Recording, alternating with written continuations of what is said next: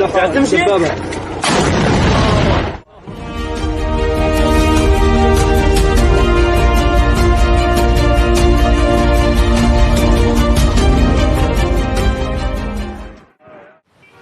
attacks by armed groups on military targets near the border with Burkina Faso, Ivory Coast government has sent large numbers of troops to the north in the last 2 years.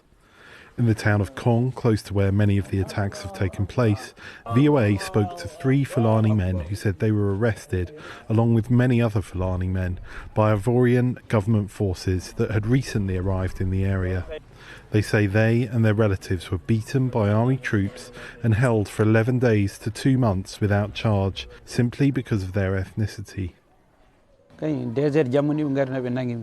I was lying outside one day.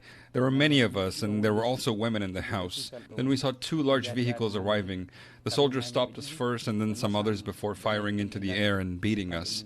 They tied us up, poured water on us, and beat us. They left us in the sun until 1 p.m. or 2 p.m. Throughout the Sahel, there is a common misconception that Fulanis are behind attacks linked to Islamic State and Al-Qaeda that have ravaged neighbouring Burkina Faso and Mali. A community leader for the Fulanis in Kong said they had good relations with security forces before new soldiers arrived 2 years ago. Before the arrival of the new military, everything was fine. We had no problems with the authorities and security forces. But since their arrival, the Fulani are often arrested and called terrorists. Officials with Human Rights Watch have said persecution of Fulanis in Burkina Faso and Mali are a major catalyst for recruitment by terror groups who exploit resentment towards the state.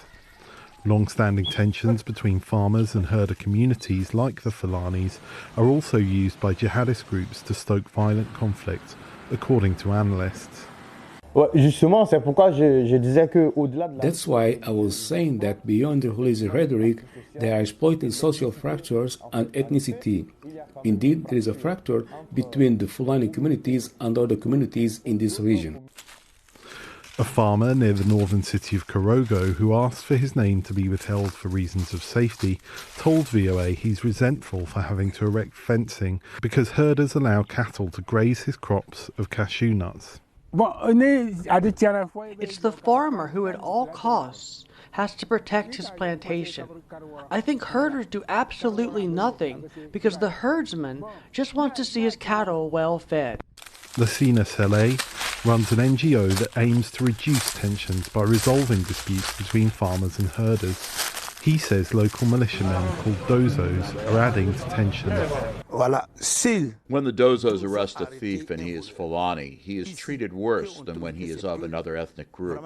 I have seen this a lot, and I say it loud and clear because I have been here for a long time and I have witnessed it. Diarra, the analyst, also told VOA he did not think the government was doing enough to relieve tensions between herder and farmer communities. Ministers in charge of security and social cohesion did not respond to multiple requests by VOA for an interview. Henry Wilkins for VOA News, Kong, Ivory Coast.